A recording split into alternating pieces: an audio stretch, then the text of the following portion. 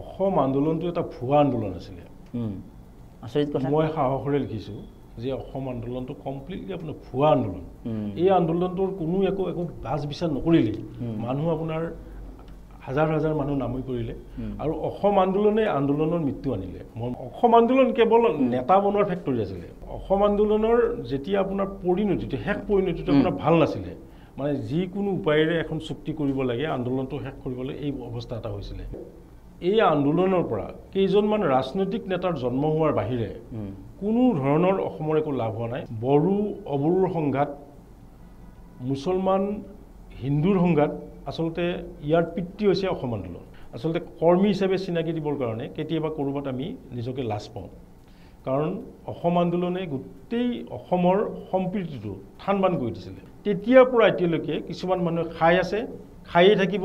আৰু তাহাঁতে নাতিৰ পৰা নাতিলৈ, নাতিৰ পৰা পুতিলৈ ধন জমা কৰিছে, জমা কৰি থাকিব। মই কিতাপখন লিখিছোঁ আপোনাৰ যে যিখিনি মানুহ আহিল সেই মানুহখিনি আৰু কেতিয়াও আপোনাৰ উভতাই পঠাব নোৱাৰে। কিন্তু অসম আন্দোলনে অসমৰ পৰা বহিৰাগত বহিষ্কাৰ কৰিবও নোৱাৰে আৰু আপোনাৰ কাৰো একো উপকাৰ কৰিব। নামানো বুলি কোৱাৰ পিছতো মানুহে আপোনাৰ বিজেপিক ভোট দিছে। মানিম বুলি কোৱাৰ পিছতো আপোনাৰ বিজেপিক ভোট দিয়া নাই। কোনো আঞ্চলিক দলে সৰ্বভাৰতীয় ৰাজনৈতিক দলৰ লগ নালাগিলে কোনো চৰকাৰ গঠন কৰিব নোৱাৰে। কিন্তু প্ৰতিটো আন্দোলনতে এজন লিডাৰৰ জন্ম হৈ প্ৰতিকেই যদি এটা আঞ্চলিক দল গঠন কৰে, তেতিয়াহ'লে আপোনাৰ সেই আঞ্চলিক দলবিলাকৰ মাজত কেনেকৈ হেৰি থাকিব। আপুনি বৰ সুন্দৰ কথা এটা কৈছে, মুছলমান মানুহে যদি খেতি নকৰে তেতিয়াহ'লে খিলঞ্জীয়া মানুহৰ হাল বোৱা মানুহ, খেতি কৰা মানুহ নাই। অসমৰ ডেকাবিলাকে কেৰালাত গৈ পেলাই, আপোনাৰ ৰাজস্থানত গৈ পেলাই কাৰোবাৰ গাড়ী ড্ৰাইভাৰ হ'ব পাৰে, কোনোবা ফাৰ্মত হাল বাব পাৰে, ট্ৰেক্টৰ চলাব পাৰে, কিন্তু অসমত থাকি তাহাঁতে আপোনাৰ অসমৰ মাটিত খেতি কৰিব কাৰণে লাজ পায়। আপোনাৰ অসমৰ মানুহে প্ৰথমতে যদি নিজৰ ঘৰৰ খেতিৰ বাহিৰে, শাক পাচলিৰ বাহিৰে আমি বজাৰৰ পৰা শাক পাচলি কিনি নাখাওঁ বুলিও যদি আপোনাৰ এটা বছৰ এটা প্ৰতিজ্ঞাকাৰে বা এটা আপোনাৰ আঁচনি লয়, তেতিয়াহ'লে আপোনাৰ মানুহ বহুখিনি স্বাৱলম্বী হ'ব। খুবেই সুখী যে মোৰ গ্ৰন্থখন ৰাইজে আদৰি লৈছে। অসম আন্দোলনৰ জন্ম হৈছিল কলাইগাঁৱত। মোৰ বন্ধু ভাৰ্গৱ দাসৰ পিতৃ প্ৰয়াত মুক্তিযোদ্ধাৰু পানীৰাম দাসে অসম আন্দোলনৰ জন্ম দিছিল। মঙলদৈ লোকসভা সমষ্টিৰ MP হীৰালাল পাটোৱাৰীৰ যেতিয়া মৃত্যু হ'ল, হীৰালাল উপনিৰ্বাচন, সেই উপনিৰ্বাচনত যেতিয়া আপোনাৰ ভোটাৰ তালিকা ওলাল, এই ভোটাৰ তালিকাৰ ভিত্তিত অসম আন্দোলনৰ জন্ম হৈছিলে। জয়নাথ শৰ্মা আৰু পানীৰাম দাসৰ মানে চিঞৰত অসম আন্দোলনৰ জন্ম হৈছে। 15 আগষ্টত চুক্তি হৈছে, 14 আগষ্টত অসমৰ পৰা সদৌ অসম ছাত্ৰ সন্থা গণ পৰিষদৰ যিমানখিনি মেম্বাৰ আছিলে, সদস্য আছিলে, তেখেতসকলক দিল্লীলৈকে নিছে। দিল্লী পোৱাৰ পিছত 14 আগষ্টৰ ৰাতি কোনখিনি সময়ত তেখেতসকলে মিটিং পাতিলে, কোনখিনি সময়ত আলোচনা কৰিলে, কোনখিনি সময়ত আলোচনা কৰি এই সিদ্ধান্ত গ্ৰহণ কৰিলে, এই বস্তুটো এটা ঢুৱলি গ'ল যে তেওঁ এজন শিল বেপাৰীয়ে, যে শিল বেপাৰীৰ কথা মতে আমি কিয় চলিম। অসম আন্দোলনৰ এজন কৰ্মী হিচাপে, ছাত্ৰ অৱস্থাতে ৰাজনীতিলৈ অহা এজন ব্যক্তি হিচাপে মই সাধাৰণভাৱে এজন ৰাজনৈতিক দালালো কিয় হ'ব নোৱাৰিলোঁ। ডেম'ক্ৰেচি লাইফৰ সাহিত্য বিষয়ক বিশেষ অনুষ্ঠান গ্ৰন্থৰ মন্থনলৈ ডেম'ক্ৰেচি ষ্টুডিঅ'ৰ পৰা মই মৰম কুমাৰ, আৰু আজি এখন বিশেষ গ্ৰন্থৰ আলোচনা, এগৰাকী বিশেষ ব্যক্তি আৰু এই গ্ৰন্থৰ আঁৰৰ কিছু কথা আলোচনাৰ জৰিয়তে আমি অসমৰ প্ৰেক্ষাপটৰ, অসমৰ ইতিহাসৰ এক বিশেষ অধ্যায়ৰ বাৰ্তাও আমি লাভ কৰিম, কাৰণ সেই বিশেষ অধ্যায়টোত এই গ্ৰন্থখনৰ লেখকগৰাকী তাত জড়িত আছিলে। কৌতূহলত ৰাখিছোঁ, আমাৰ ভিডিঅ', আমাৰ সাক্ষাৎকাৰ আগবঢ়াৰ লগে লগে অৱগত হ'ব। আৰু এয়া শিল বেপাৰীৰ আত্মকথাৰ স্ৰষ্টা, অসম আন্দোলন, কাৰাৰুদ্ধ জীৱন আৰু ইটো সিটো এই গ্ৰন্থৰ স্ৰষ্টা হিৰণ চহৰে ডাঙৰী আছে। দাদা, আপোনাক স্বাগতম জনাইছোঁ আমাৰ গ্ৰন্থৰ মন্থন অনুষ্ঠানলৈ। শিল বেপাৰীৰ আত্মকথা নামটোতেই আপুনি কিবা এটা কৌতূহল ৰাখিছিলে, তাৰ পৰা অকণমান আৰম্ভ কৰোঁ কথাখিনি। কিতাপখন লিখাৰ কথা কিয় সিদ্ধান্ত ল'লে? মই আচলতে ছাত্ৰ জীৱনত হাইস্কুলীয়া কলেজীয়া জীৱনত গল্প কবিতা এটা দুটা লিখিছিলোঁ, কিন্তু অসম আন্দোলনৰ পিছত জীৱন সংগ্ৰামৰ পাতনি মেলি আপোনাৰ গুৱাহাটীলৈ আহিবলগীয়া হ'ল। আৰু গুৱাহাটীত আহি মই এনেকুৱা এটা ব্যৱসায় আৰম্ভ কৰিলোঁ, যিটো ব্যৱসায়ৰ লগত মই দিনটোৰ 24 ঘণ্টাই তাত জড়িত হৈ থাকিব লাগে। কিতাপ পঢ়া, কিতাপ লিখা, বাতৰি কাকত পঢ়া মোৰ সময় নাছিলে। তাৰপিছত মই লাহে লাহে লিখা মেলা বাদ দিলোঁ, পঢ়াও বাদ দিলোঁ। তেনেকৈ মোৰ জীৱন পৰিক্ৰমা চলি থাকিল। মই গুৱাহাটীত থাকিব পৰাকৈ, সাধাৰণভাৱে থাকিব পৰাকৈ নিজে ঠিক ঠাক কৰি ল'লোঁ। সেই সময়তে মই সামাজিক অনুষ্ঠান দক্ষিণ বৰহাজাৰ মৈদাম দুৰ্গা মন্দিৰ পৰিচালনা সমিতিৰ লগত জড়িত হ'লোঁ 2007 চনত। আৰু সেই 2007 চনৰ পৰা এতিয়ালৈকে মই দক্ষিণ বৰহাজাৰ মৈদাম দুৰ্গা মন্দিৰ পৰিচালনা সমিতিৰ সম্পাদকৰ দায়িত্বত আছোঁ। সেই সূত্ৰে কিছু সামাজিক কাম বা ৰাজহুৱা কামত মই কিছুমান মানুহৰ লগত চিনাকি হ'লোঁ, লগ পালোঁ। আৰু তাত এখন আমাৰ মন্দিৰ প্ৰাংগণত এখন বিহু অনুষ্ঠিত হয়। সেই বিহুখনৰ লগতো মই জড়িত হৈ পৰিলোঁ। সেই বিহুখনত এবাৰ এগৰাকী স্মৃতিগ্ৰন্থৰ সম্পাদিকাই 800 স্মৃতিগ্ৰন্থ প্ৰকাশ কৰিম বুলি জেদ ধৰিলে। আৰু তেতিয়া সমিতিৰ মানুহখিনি মোকেই দায়িত্ব দিলে যে স্মৃতিগ্ৰন্থত আচলতে নিজৰ ফটো আৰু নিজে লিখা আৰ্টিকলটোৰ বাহিৰে কোনোই কাৰো আৰ্টিকল নপঢ়ে, গতিকে 800 কপি কৰিব নালাগে, আপুনি সম্পাদিকাক বুজাই পঢ়াই আপুনি 500 কৰক। আৰু সম্পাদিকাগৰাকীক আচলতে সভাত মই প্ৰস্তাৱ কৰিছিলোঁ, তেখেতক দায়িত্ব মই দিছিলোঁ। আৰু সেইমতে তেখেতক মই অনুৰোধ কৰিলোঁ যে বাইদেউ, ৰাইজে আপত্তি কৰিছে, সভাপতি বিশেষকৈ বিহু সমিতিৰ সভাপতি আপত্তি কৰিছে যে আপুনি 800 কপি কৰিব নালাগে, 500 কপি কৰিলে হ'ব। তেওঁ মোৰ কথা নামানে, তেওঁ জেদ ধৰিলে আৰু আমাৰ ফোনত অলপ কথা কটাকটি হৈছিলে। আৰু সেই দায়িত্ব কিন্তু আপুনিয়ে দিছিলে? ময়ে দিছিলোঁ, ময়ে তেখেতক সম্পাদিকা পাতিছিলোঁ। যা হওক, তাৰ দুদিনমান পিছত মোক এগৰাকী বন্ধুই ক'লে, তেখেতৰ লগত একেলগে চাকৰি সূত্ৰে আপোনাৰ একেলগে থকা বন্ধু এজনে ক'লে যে আপুনি সম্পাদিকাক অকণমান বেয়াকৈ ৰাতি কথা বতৰা পাতিছে। আৰু লাষ্টত তেখেতে আপোনাৰ গোটেই কথাখিনি কোৱাৰ পিছত এটা কথা ক'লে যে তেওঁ এজন শিল বেপাৰীয়ে, যে শিল বেপাৰী কথা মতে আমি কিয় চলিম, গতিকে 800 কপি আমি ছপা কৰিম। আৰু সেইদিনা ৰাতি মই আপোনাৰ কথাটো শুনাৰ পিছত মই কিতাপখনত লিখিছোঁ যে মই চিন্তা কৰিলোঁ যে মোৰ পৰিচয় শিল বেপাৰী কিয় হ'ল। অসম আন্দোলনৰ এজন কৰ্মী হিচাপে, ছাত্ৰ অৱস্থাতে ৰাজনীতিলৈ অহা এজন ব্যক্তি হিচাপে মই সাধাৰণভাৱে এজন ৰাজনৈতিক দালালো কিয় হ'ব নোৱাৰিলোঁ, এই চিন্তাটো লৈ পেলাই মই আপোনাৰ মোৰ ঘৰৰ ওপৰৰ চাটত গৈ বহু দিনৰ পিছত মই চিগাৰেট হুপিছিলোঁ। এডালৰ পিছত এডাল চিগাৰেট হুপি মই সময় পাৰ কৰিছিলোঁ। আৰু মই সিদ্ধান্ত লৈছিলোঁ যে মোৰ জীৱনৰ পৰিক্ৰমাৰ ওপৰত কিবা এটা লিখি ৰাইজক কম, আচলতে শিল বেপাৰীও মানুহ। আৰু তাৰ পিছতেই মই কিতাপখনৰ জন্ম দিছিলোঁ। আৰু নামটো মই যেতিয়া শিল বেপাৰী আত্মকথা, অসম আন্দোলন, কাৰাৰুদ্ধ জীৱন আৰু ইটো সিটো নামটো দিছিলোঁ, তেতিয়া বহুতে আপত্তি কৰিছিল যে শিল বেপাৰী শব্দটো কাটি দিব লাগে। কিন্তু মোৰ যিজন ক'ব গ'লে আপোনাৰ যাৰ প্ৰেৰণাত মই কিতাপখন লিখিছিলোঁ, তেখেত শ্ৰদ্ধাৰ পৰমানন্দ ৰাজবংশী, অসম সাহিত্য সভাৰ সভাপতি, তেখেতে ক'লে যে নামটো কোনো কাৰণতে চেঞ্জ কৰিব নালাগে, নামটো এনেকৈ থাকক। তেতিয়া এই কিতাপখনৰ জন্ম হৈছিলে। পাতনিটো তো এয়া হ'ল আমাৰ এখন কিতাপৰ নামৰ প্ৰসংগ। কিন্তু হীৰেণ চহৰীয়া বুলি ক'লে কেৱল এখন কিতাপ বা এটা নামত আবদ্ধ বিষয় নহয়, আৰু এই শিল বেপাৰীৰ আত্মকথা, যিয়ে নিজৰ যিটো প্ৰফেশ্যন বা বিষয়টোক এটা গৌৰৱবোধ কৰে, তাৰো এক ইয়াতে চিনাকি আছে, যদিও এক অভিমানৰ উত্তৰ হিচাপে তেওঁ লিখিছে। আৰু এই যে ঘটনাটো ঘটিল, এই ঘটনাৰ পিছত এখন কিতাপৰ জন্ম হ'ল। আৰু কিতাপখন জন্ম হোৱাৰ লগে লগে অসম আন্দোলনৰ বহু ভিতৰুৱা কথা,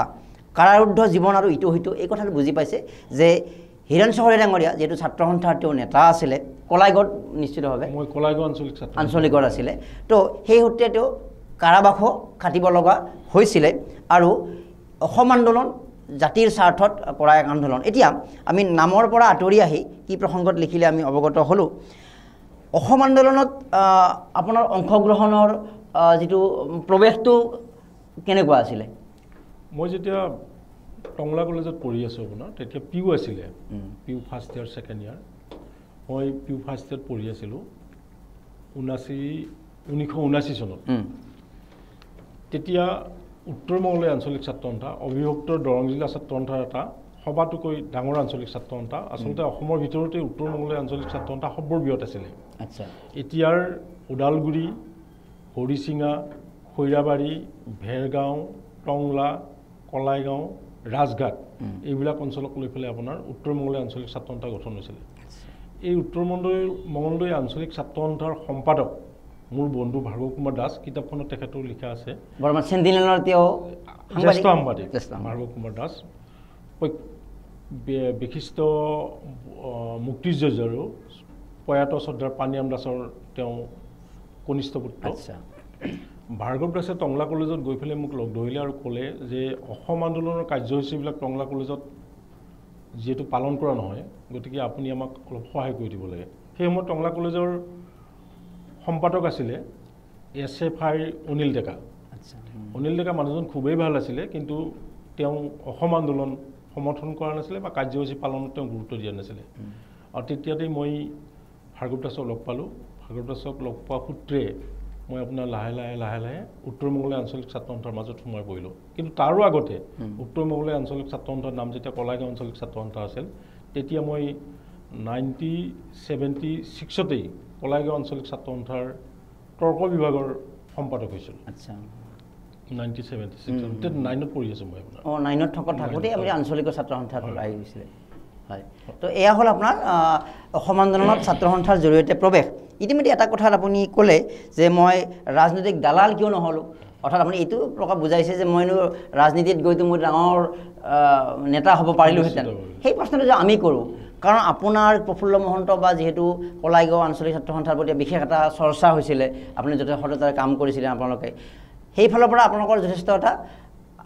যিটো সমী কোৱা হয় বা যিটো একচেপ্টেঞ্চ কোৱা হয় আছিলে। ৰাজনীতিত প্ৰৱেশ কৰিব পৰাকৈ যিবোৰ সমল থাকে, সেই সমলবিলাক সকলো থকাৰ পিছতো আপুনি সেই মতটো ত্যাগ কৰিছিলে। আমি আচলতে অসম আন্দোলনৰ জন্ম, অসম আন্দোলনৰ শেষ পৰিণতি কি হ'ব তাৰ ওপৰত আমাৰ কোনো ধৰণৰ ধ্যান ধাৰণা নাছিলে। আমি তেতিয়া ক্লাছ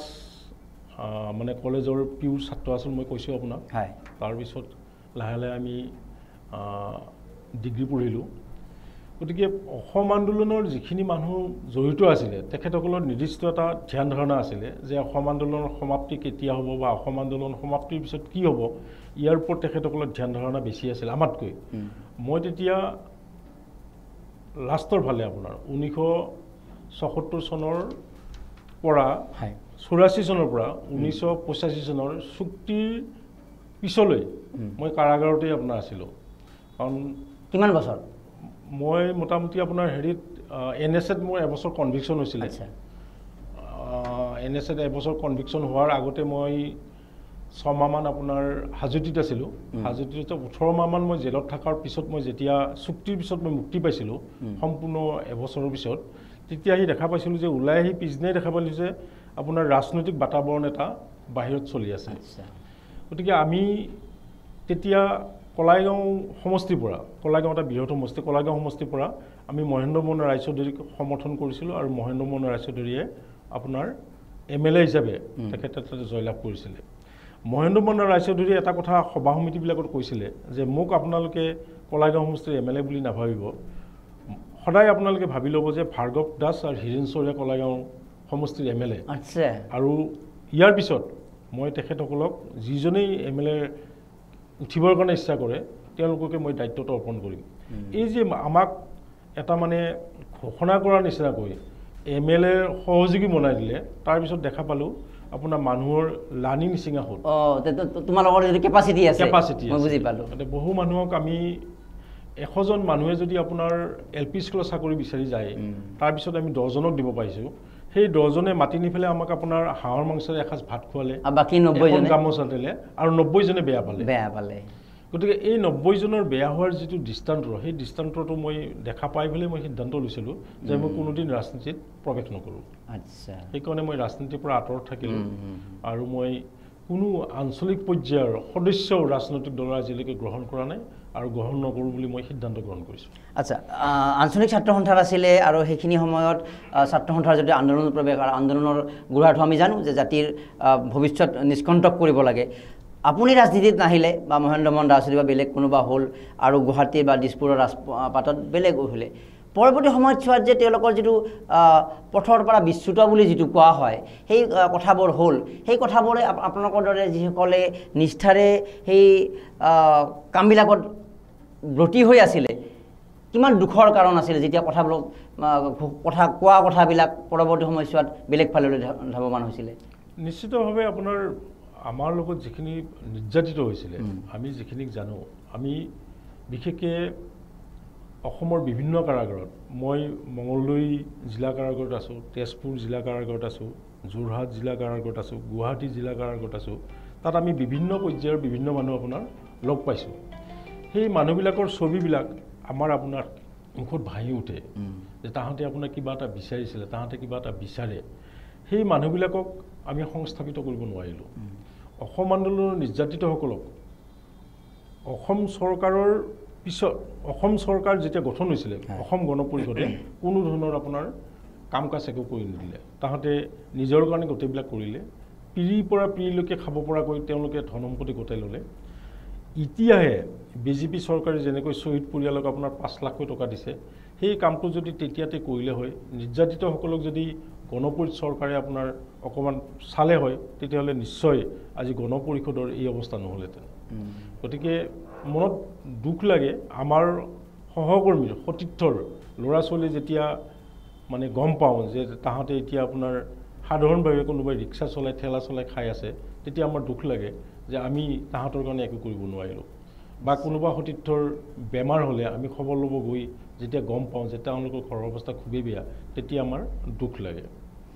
এয়া অসম আন্দোলনৰ কথা। অসম আন্দোলনৰ সমান্তৰালভাৱে যিহেতু আপুনি এগৰাকী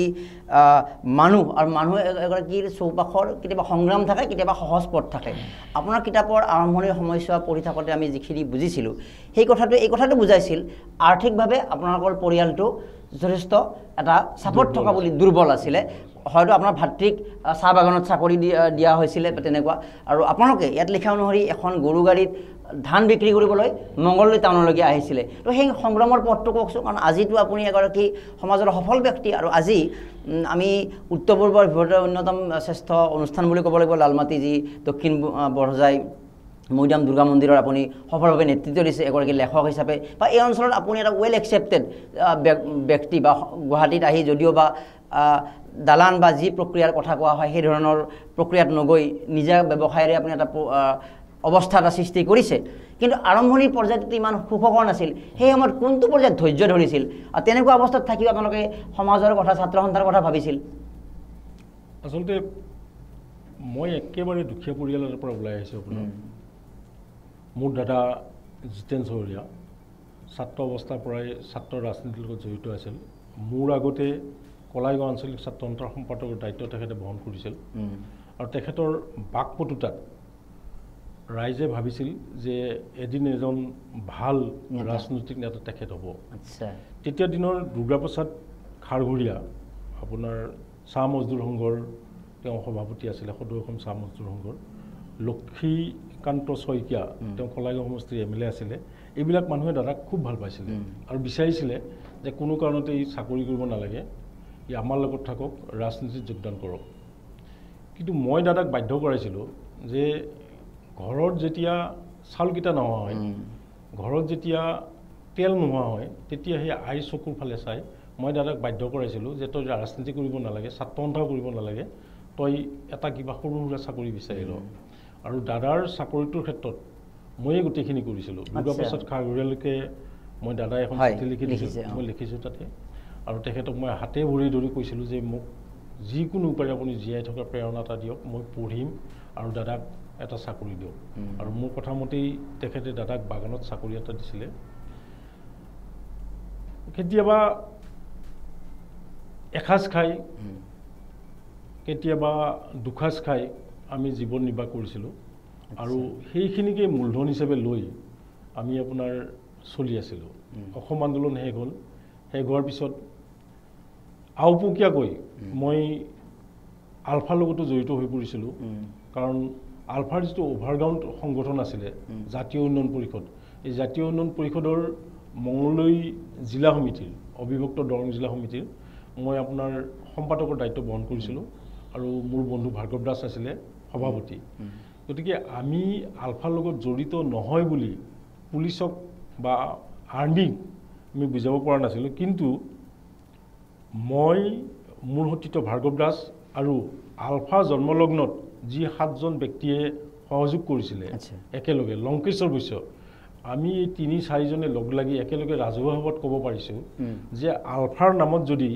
আমি কোনোবা মানুহৰ পৰা 100 টকা এটাও সংগ্ৰহ কৰিছোঁ বুলি কোনোবাই ক'ব পাৰে তেতিয়াহ'লে আমাক ৰাজহুৱাভাৱে শাস্তি দিলে আমি এই শাস্তি মূৰ পাতি লওঁ অৰ্থাৎ আমি আলফাৰ নামত টকা সংগ্ৰহ কৰা নাছিলোঁ আলফাৰ নামত কাকো কষ্ট দিয়া নাছিলোঁ কিন্তু ফুটৰ বিপৰীতে যেটো মানুহ যাব নোৱাৰে সেইখিনি সময়ত গোটেইবিলাক মানুহেই আপোনাৰ পৰিৱৰ্তন এটা বিচাৰিছিলে গতিকে মই জাতীয় উন্নয়ন পৰিষদৰ লগত জড়িত হৈছিলোঁ তাৰপিছত আপোনাৰ আৰ্মিৰ অত্যাচাৰ আলফাৰ নামতো মই দুবাৰকৈ কাৰাগাৰত আছোঁ এবাৰ 9 মাহ আছোঁ এবাৰ 5 দিন আছোঁ তাৰপিছত মই বিয়া হ'লোঁ বিয়া হোৱাৰ পিছত মোক যিহেতু গাটোত আলফা চেকা এটা লাগি আছে তাৰপিছত মই বিয়া হোৱাৰ পিছত আগতে আয়ে কান্দিছিলে ভণ্টিয়ে কান্দিছিলে বিয়া হোৱাৰ পিছত আৰু কন্দা এগৰাকী মানুহ মানে সংখ্যা বাঢ়িল মোৰ মিছেছ গতিকে মই তেতিয়া সিদ্ধান্ত ল'লোঁ যে মই কিবা কৰি গুৱাহাটীত থাকোঁ আৰু মই গুৱাহাটীত থাকিব আহিলোঁ মাৰ পৰিয়ালতে মোক খুব ভাল পাইছিলে তেখেতৰ লগতে মই ব্যৱসায় আৰম্ভ কৰিলোঁ হংসাৰ ছাগলা প্ৰয়াত হংসাৰ ছাগলা এই হংসাৰ ছাগলাৰ ভাতৃৰ লগতেই মই অলপতে আপোনাৰ 4 ধাম দৰ্শন কৰি উঠি আহিছোঁ গতিকে তাৰ পৰা আহি মই তেনেকেই গুৱাহাটীত সৰু সুৰা ব্যৱসায় কৰি চলিবৰ কাৰণে চেষ্টা কৰিলোঁ আৰু আপুনি যিটো কথা কৈছে যে মই নেতৃত্ব দিয়া অনুষ্ঠানটো দক্ষিণ বৰহাজাই মৈদাম দুৰ্গা মন্দিৰ এটা ভাল অনুষ্ঠান ভাল মানুহ লগ পাইছোঁ আৰু এই মানুহখিনি লগ পোৱাৰ কাৰণে মই আচলতে কিছু জীৱনৰ উত্তৰোত্তৰ কামত আহিছে বুলি মোৰ ভাৱ হয় নিশ্চয় আৰু শেষৰ ফালে সেই কথাখিনি পাতিম যে কেনেকৈ নিয়ম মাফিকভাৱে আপোনালোকে সেই কাম কৰি আহিছে এইখিনিতে তেওঁৰ কিতাপখনৰ বিতুপাতত প্ৰকাশকে কিছু কথা লিখিছে আৰু প্ৰকাশকৰ কথাখিনি পঢ়ি দিয়াৰ পূৰ্বে কিছু দুখৰ বাৰ্তা এটা আমি দিব লাগিব এইখন কিতাপ যিটো প্ৰকাশনে প্ৰকাশ কৰিছিলে হয়তো খোজ প্ৰকাশন উৎপল দাস নেকি তেওঁৰ নাম উৎপল হয় উৎপল শৰ্মা নেকি উৎপল দাস তেখেত ঢুকাইছে সেই কথাটো ক'ব ওলাইছোঁ মই তেওঁকো আমি শ্ৰদ্ধাঞ্জলি দিব বিচাৰিছোঁ চ' কিতাপখন প্ৰকাশৰ কথাখিনি কওকচোন ল'ৰাটোৱে আপুনি তেতিয়াই প্ৰশংসা কৰিছিলে আমি যেতিয়া গ্ৰন্থমেলাত স্থলত তেওঁৰ কিতাপত আমি নিউজ কৰিছিলোঁ আৰু যথেষ্ট কষ্ট কৰিছিলে সেই কৃতজ্ঞতা এটাও থাকক আজি কিতাপখন মই যেতিয়া আপোনাৰ হেৰি কৰিছিলোঁ প্ৰকাশ কৰিছিলোঁ প্ৰথম অশোক পাব্লিকেশ্যনে আপোনাৰ প্ৰকাশ কৰিলে আচ্ছা অশোক পাব্লিকেশ্যনে প্ৰকাশ কৰাৰ পিছত পৰমাদাৰ নিৰ্দেশ মতে মই অশোক পাব্লিকেশ্যনত গৈছিলোঁ পাণবজাৰত নেকি মাধৱ দাস তেখেতে হেৰি কৰিলে আপোনাৰ কিতাপখনৰ প্ৰথম সংস্কৰণটো প্ৰকাশ কৰিলে কিন্তু তেখেতসকলৰ বিশাল কাম তেখেতসকলৰ কামৰ কোনো মানে সীমা নাই এই বিশাল কামৰ মাজত তেখেতসকলে মোৰ কিতাপখন উত্তৰ দিয়াত কিছু মানে কৃপণালী কৰা বুলি মোৰ অনুভৱ হ'ল অনুভৱ হোৱাৰ পিছত মই খোজ পাব্লিকেশ্যনৰ বন্ধু মোৰ নামটো ঠিক মনত অহা নাই আপোনাৰ তেখেতক লগ পালোঁ খোজ পাব্লিকেশ্যনৰ তেখেতক লগ পোৱাৰ পিছত তেখেতে ক'লে যে মই আপোনাৰ গোটেই কিতাপখনৰ প্ৰকাশ আৰু বিতৰণ আৰু বিক্ৰীৰ দায়িত্ব মই ল'ম তাৰপিছত তেখেতে আপোনাৰ গোটেই কামখিনি কৰি দিলে আৰু দুৰ্ভাগ্যবশতঃ তেখেত হঠাতে ঢুকাই থাকিল তাৰপিছত এতিয়া আৰু তৃতীয় সংস্কৰণৰ কাৰণে মই আপোনাৰ কিছু আগবাঢ়িছোঁ খুব কম দিনৰ ভিতৰতে তৃতীয় সংস্কৰণ প্ৰকাশ পাব এতিয়া মই আৰু ভালেখিনি কথা পাতিব লগা আছে যিহেতু প্ৰকাশকে কি লিখিছিলে হীৰেণ চহৰীয়া ডাঙৰীয়াৰ বিষয়ে অকণমান মই পঢ়ি দিছোঁ দৰং জিলাৰ নিয়োগপাৰা গাঁৱৰ বিশিষ্ট লোকশিল্পী মহেন্দ্ৰ চহৰীয়াৰ ঔৰসত আৰু যমুনা চহৰীয়াৰ গৰ্ভত 1959 চনত হীৰেণ চহৰীয়াৰ জন্ম হয় 4গৰাকী পুত্ৰ আৰু 2গৰাকী কন্যাৰ ভিতৰত হীৰেণ চহৰীয়া তেখেতসকলৰ দ্বিতীয় সন্তান সৰুকালৰে পৰা মেধাৱী ছাত্ৰ হীৰেণ চহৰীয়াই অভাৱৰ লগত সংঘৰ্ষ কৰি চৌধুৰীপাৰা প্ৰাথমিক বিদ্যালয়ৰ পৰা বুনিয়াদী শিক্ষা টেঙাবাৰী জনতা বিদ্যাপীঠৰ পৰা প্ৰৱেশিকা পৰীক্ষা টংলা মহাবিদ্যালয়ৰ পৰা প্ৰাগ বিশ্ববিদ্যালয় যেতিয়া পিউ বুলি কৈছিলে আৰু মঙ্গলদৈ মহাবিদ্যালয়ৰ পৰা ডিষ্টিংশ্যন সহ স্নাতক ডিগ্ৰী লাভ কৰিছিলে আপুনি ডিষ্টিংশ্যন সহ লাভ কৰিছিলে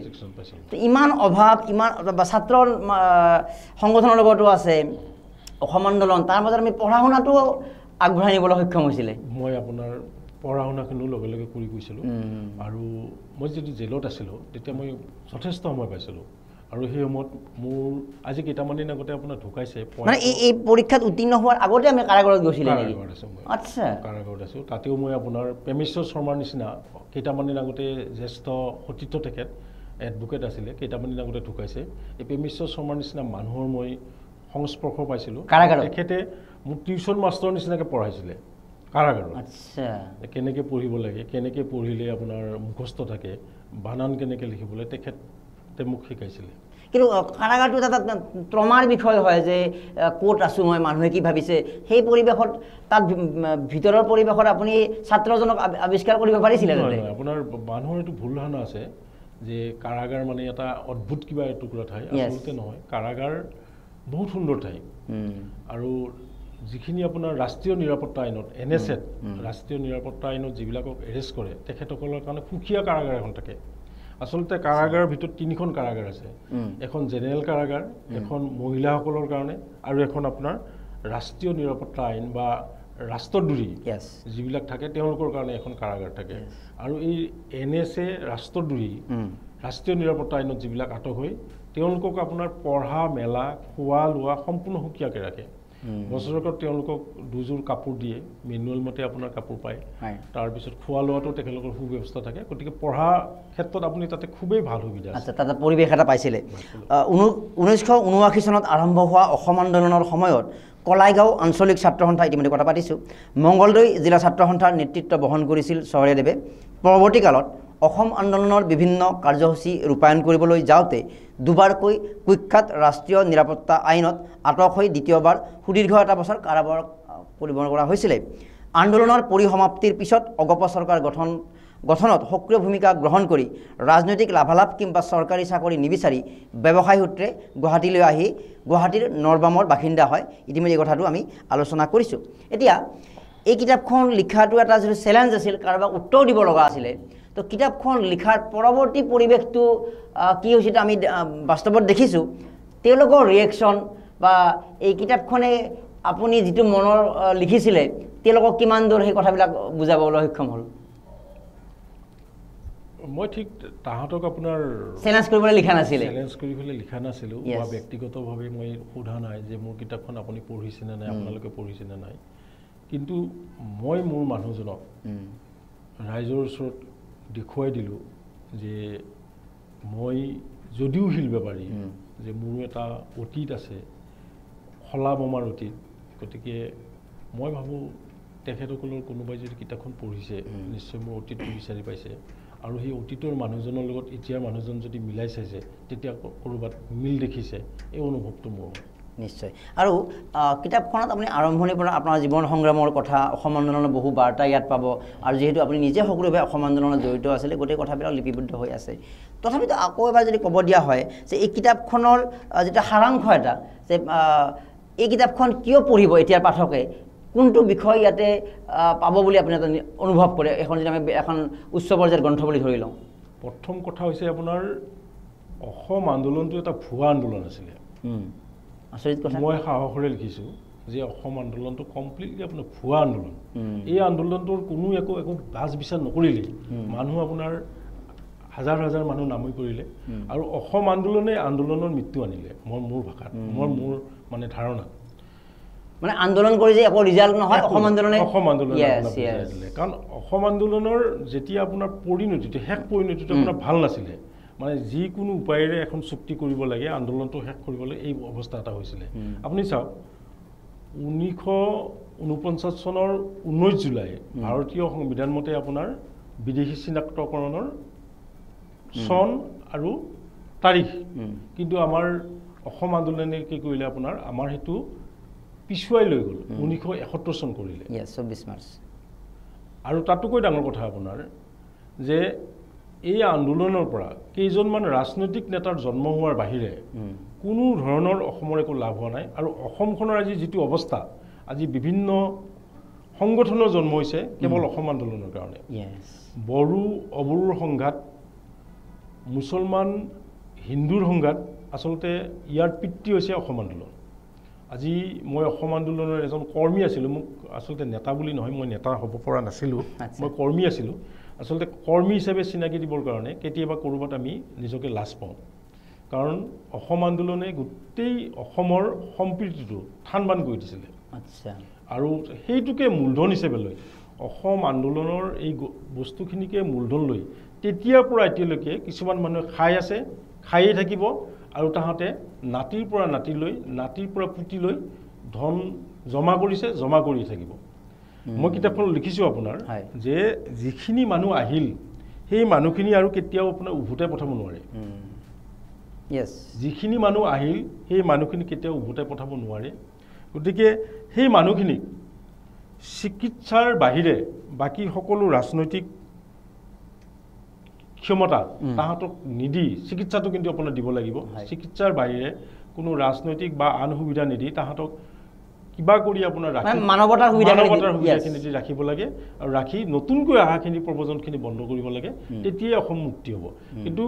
অসম আন্দোলনে অসমৰ পৰা বহিৰাগত বহিষ্কাৰ কৰিবও নোৱাৰে আৰু আপোনাৰ কাৰো একো উপকাৰ কৰিব তেনেহ'লে কি বিজেপি কি কংগ্ৰেছ কি অগপ বা এতিয়া বহু নেতা এই অসম আন্দোলনৰ গইনাত হোৱা পৰিৱেশটোৰ কথা কৈ বিদেশী খেদিব লাগে বিদেশী আমি তালি টোপোলা নোহোৱাকৈ আমি তালি টোপোলা বান্ধি খেদিম বা আমি সীমান্ত এনেকৈ চিল কৰিম পাৰ চৰাই আহিব নোৱাৰা কৰিম সেইটো গইনালৈয়েতো তাৰমানে সেই অসম আন্দোলনে গঢ়ি দিয়া সেই যিটো পৰিৱেশ যে বিদেশী আছে ইলেকশ্যনৰ সন্মুখত যে বিদেশী খেদিম নিজৰ যিটো মানে ৰুটি ব্যৱস্থা কৰা বুলি কোৱা হয় নিৰ্বাচনৰ ক্ষেত্ৰত ভোট লাভৰ অংক কৰা কোৱা হয় যে ভোট লাভৰ অংকৰ বাদহে হৈ থাকিল তাৰমানে আপুনি এটা কথা চাওক কা নামানো বুলি কোৱাৰ পিছতো মানুহে আপোনাৰ বিজেপিক ভোট দিছে কা মানিম বুলি কোৱাৰ পিছতো আপোনাৰ বিজেপিক ভোট দিয়া নাই কথাটো চাব দেই কা নামানো বুলি যিকেইটা সংগঠনে আপোনাৰ দাবী কৰিছে তাতেই মানুহে বিজেপিক ভোট দিছে আৰু কা মানিম বুলি কোৱা য'ত পশ্চিমবংগত আপোনাৰ কা মানিম বুলি কোৱাৰ কাৰণে ভোট দিম বুলি আপোনাৰ মানুহে ভাবিছিলে পশ্চিমবংগত বহুত ভোট বিজেপিয়ে পাব কিন্তু তাতে বিজেপিয়ে ভোট নাপালে গতিকে মানুহবিলাকে আপোনাৰ কোন বিদেশী আহিছে কোন গৈছে সেইবিলাকৰ লগত কথা নাই মানুহবিলাকৰ কথা এটা কৈছে যে আৰু আহিব নালাগে গতিকে নেতাসকলে সেইটো ইছ্যু এটা হঠাৎ আধা কৰি লয় যে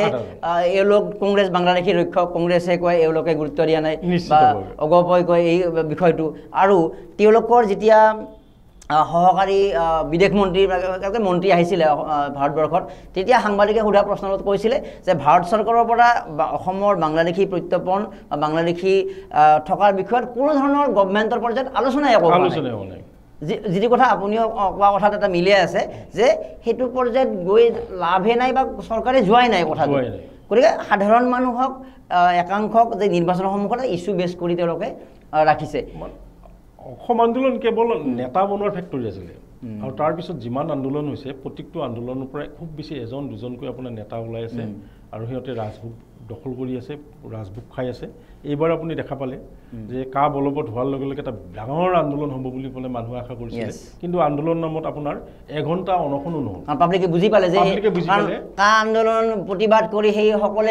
চেয়াৰমেন হ'ল কোনোবাই নেতা হ'ল কোনোবাই বিজেপিৰ মন্ত্ৰী হ'ল নিশ্চিতভাৱে আৰু মই ইয়াত লিখিছোঁ আপোনাৰ আপুনি পঢ়িব যে কোনো আঞ্চলিক দলে সৰ্বভাৰতীয় ৰাজনৈতিক দলৰ লগ নালাগিলে কোনো চৰকাৰ গঠন কৰিব নোৱাৰে অসমৰ বহু দিনলৈকে নোৱাৰে আপোনাৰ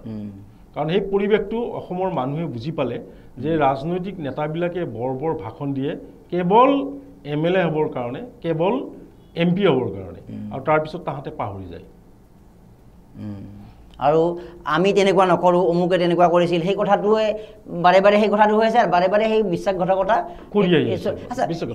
তেনেহ'লে সেইটো যিটো আধাৰ এটা আঞ্চলিকতাবাদৰ কথা কোৱা হয় আঞ্চলিকতাবাদ বুলি বিষয় এটাৰ ক'ৰবাত তাৎপৰ্য এটা থাকে এই কাৰণে কাৰণ এটা অঞ্চলক লৈ যিখিনি দায়বদ্ধতা যিখিনি প্ৰয়োজন সেই অঞ্চলৰ বাসিন্দাসকলেহে উপলব্ধি কৰে সেইফালৰ পৰা সেই ধৰণৰ আঞ্চলিকতাবাদ প্ৰয়োজন যে মোৰ এটা অঞ্চলৰ উন্নয়ন লাগে তাৰ বাবে মই কিন্তু সেই আঞ্চলিকতাবাদৰ কথা কৈ পৰৱৰ্তী সময়ছোৱাত কিন্তু কোনো সেই প্ৰক্ৰিয়াত নাথাকে সেই কথাটোৱে এতিয়া আপোনাৰ দৃষ্টিত